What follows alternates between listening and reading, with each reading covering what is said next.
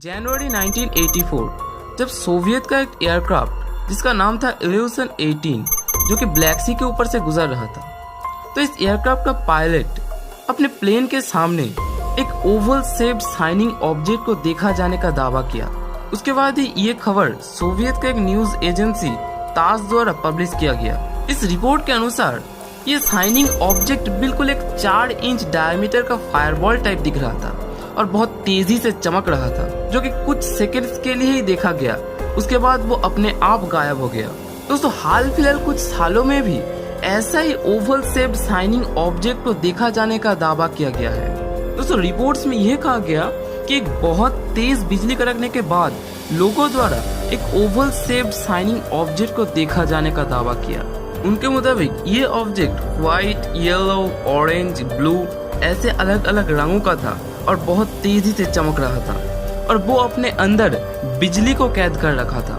इनमें से कुछ वीडियोस और इमेजेस भी सोशल मीडिया पे बहुत वायरल हुआ। तो इनमें से कुछ वीडियोस में एक बॉल शेप्ड शाइनिंग ऑब्जेक्ट को अचानक उत्पन्न होते देखा गया और कुछ समय बाद अपने आप गायब होते हुए देखा गया। दोस्तों, आखिर क्या है ये चमकीला चीज जो कि अपने आप उत्पन्न होती है और थोड़ी देर बाद अपने आप गायब हो जाती है, और इसके बारे में साइंस क्या कहती है, आइए पता करते हैं। और इस चीज को नाम दिया गया है बॉल लाइटनिंग, क्योंकि ये चीज शेप में तो बिल्कुल बॉल जैसा है और दिखने में बिल्कुल बिजली जैसा चमकीला है।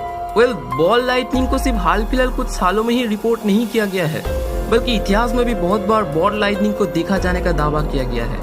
दोस्तों, एक्सपर्ट्स की स्टडीज के दौरान ये पता चला कि जितने भी फोटोज और वीडियोज सोशल मीडिया पे वायरल हुआ था, उनमें से ज्यादातर फोटोज और वीडियोज ही एडिटेड था।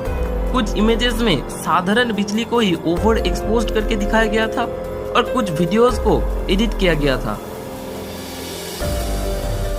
लेकिन इतने सारे रिपोर्ट्स आने के बाद साइंटिस्ट भी इस फिनोमिनन को पूरी तरीके से इनकार नहीं कर सकते थे। इसलिए जब स्टडीज किया गया तो बहुत सारे साइंटिफिक कारण सामने आया।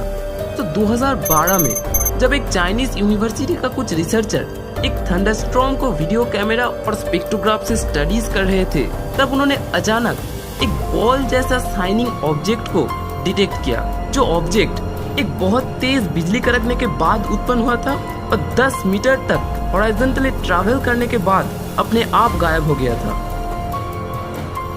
दोस्तों, इतने सारे रिपोर्ट्स और स्टडीजों को जांच करके बॉल लाइटनिंग सृष्टि होने के पीछे बहुत सारे थ्योरियां और कारण सामने आया। दोस्तों, कैंटरबरी यूनिवर्सिटी का एक इंजीनियर जॉन एब्राहमसन के मुताबिक जब बिजली कड़कती है तो एक शॉकवेव जमीन से आके टकराती है, तो इसके कारण हाई एक्सटर्नल एनर्जी के वजह से जमीन का कुछ मटेरियल्स वेपोराइज्ड हो जाता है और इन वेपोराइज्ड एलिमेंट्स के साथ ऑक्सीजन रिएक्ट करके ग्लो करने लगता है, जिसको हम बॉल लाइटनिंग कहते हैं। दोस्तों, उसके बाद 2012 में एक थ्योरी सामने आया कि शीशा यानी ग्लास का उपस्थिति भी बॉल लाइटनिंग का उत्पन्न होने का कारण हो सकता है। इस थ्योरी में यह कहा जाता है कि शीशा यानी किसी भी विंडोज का शीशे के एक साइड में एटमॉस्फेरिक आयंस जमता है और इन आयंस के जमने के कारण दूसरे साइड में एक इलेक्ट्रिक फील्ड पैदा होता है और इस इलेक्ट्रिक फील्ड के कारण एक इलेक्ट्रिक डिस्चार्ज जनरेट होता है, जिसके वजह से बॉल लाइटिंग उत्पन्न हो सकता है। दोस्तों, उसके बाद 2016 की एक स्टडीज में एक थ्योरी सामने आया जिसमें कहा गया कि जब बिजली गिरता है तो माइक्रोवेव रेडिएशन प्लाज्मा बबल्स के अंदर कैद होकर बॉल लाइटिंग उत्पन्न हो सकता है।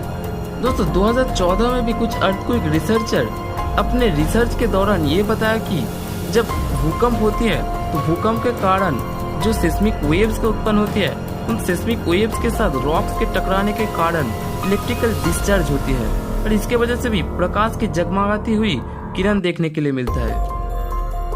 और ऐसे और भी थ्योरिया और रिसर्च सामने आया बॉल लाइटनिंग के बारे में, लेकिन कोई भी थ्योरी पूरी तरीके से बॉल लाइटनिंग को एक्सप्लेन नहीं कर सकता था। उसके बाद 2019 में एक रशियन एकेडमी ऑफ साइंस का प्रोफेसर व्लादिमीर टॉर्चिकिन द्वारा पुराने रिसर्च को एनालाइज करके एक न्यू थ्योरी को पब्लिश किया गया। दोस्तों, टॉर्चिकिन के थ्योरी के अनुसार ये ऑब्जेक्ट जिसको बॉल लाइटनिंग कहा जाता है वो एक्चुअल में कोई लाइटनिंग नहीं है, बल्कि थिन एयर बबल्स में स्थित फोटॉन्स का रिकोचेट करता हुआ एक सिस्टम है। दोस्तों, ये थ्योरी जितना सरल है उतना ही काल्पनिक है, लेकिन ये थ्योरी उन पुराने थ्योरीज से अलग था। और बॉल लाइटनिंग को पूरी तरीके से तो नहीं, लेकिन थोड़ा बहुत एक्सप्लेन कर सकता था। दोस्तों, इस थ्योरी में टॉर्चिगिन ये बताया कि कोई पार्टिकल जैसे इलेक्ट्रोमैग्नेटिक रेडिएशन को एब्जॉर्ब कर सकता है, वैसे ही वो एमिट कर सकता है, और इसके कारण में उस पार्टिकल में एक रिकॉइल जनरेट होता है जिसको अब्राहम लॉरेंस फोर्स कहा जाता है। तो इसलिए जब बिजली कड़कती है तो वायुमंडल में स्थित एयर पार्टिकल इलेक्ट्रोमैग्नेटिक रेडिएशन को एब्जॉर्ब करता है और ट्रांसमिट करता है। इसके वजह से वो एयर पार्टिकल्स वाइब्रेट करता है, लेकिन ऐसा बहुत कम क्षेत्र में ही होता है, क्योंकि जैसा ब्राइट लाइट हमें दिखा जाता है उसके मुकाबले ये फोर्स बहुत ही कम होता है। लेकिन कोई बिजली कड़कना कोई आम लाइट फ्लैश नहीं है, ये बहुत हाई एनर्जी की बात है जिससे ये फोर्स जनरेट हो सकता है। तो इसीलिए जब बहुत तेज बिजली कड़कती है तो ऐसा कंडीशन का सृष्टि होता है जिसकी वजह से एयर का एक थिन लेयर बन जाता है जिसके अंदर लाइट बार बार रिफ्लेक्ट करते हुआ देखा जाता है। जैसे कि मानो एक डायमंड के अंदर लाइट रिफ्लेक्शन की वजह से वो बहुत चमकीला लगता है, इसके वजह से ऐसे सेम कंडीशन का पैदा होता है इस एयर बबल के अंदर। तो इस एयर बबल को आप एक लेंस की तरह भी समझ सकते हैं, जिससे लाइट इंटेंसिफाई होके बहुत तेज बन जाता है, यानी बहुत चमकीला बन जाता है। लेकिन ये थ्योरी पूरी तरीके से बॉल लाइटनिंग को एक्सप्लेन नहीं कर सकता था। कुछ ऐसे कंडीशंस भी देखा गया जो कि इस थ्योरी को नकारता है। तो ऐसे और भी थ्योरियां सामने आया था बॉल लाइटनिंग के बारे में, लेकिन कोई भी थ्योरी पूरी तरीके से बॉल लाइटनिंग को एक्सप्लेन नहीं कर सकता था। इसलिए बॉल लाइटनिंग आज भी एक रहस्य बना हुआ है। लेकिन दोस्तों, आपको क्या लगता है कि बॉल लाइटनिंग सिर्फ एक हेलुसिनेशन है या फिर ball lightning a new kind of energy है जो कि फिजिक्स में अभी तक आविष्कार नहीं किया गया है? इसके बारे में कमेंट सेक्शन में जरूर बताना। दोस्तों, ऐसे इंटरेस्टिंग रहस्यमय चीजों के बारे में और जानने के लिए और उनके पीछे छुपा हुआ राजों के बारे में जानने के लिए इन्फिनिटी को जरूर सब्सक्राइब कर लेना और बेल नोटिफिकेशन को भी ऑल पे कर देना, ताकि जब भी मैं वीडियो अपलोड करूँ आप तक तुरंत नोटिफिकेशन पहुंच सके। और वीडियो पसंद आया तो वीडियो को लाइक करना भी मत भूलिएगा। तब तक के लिए stay happy and stay cool.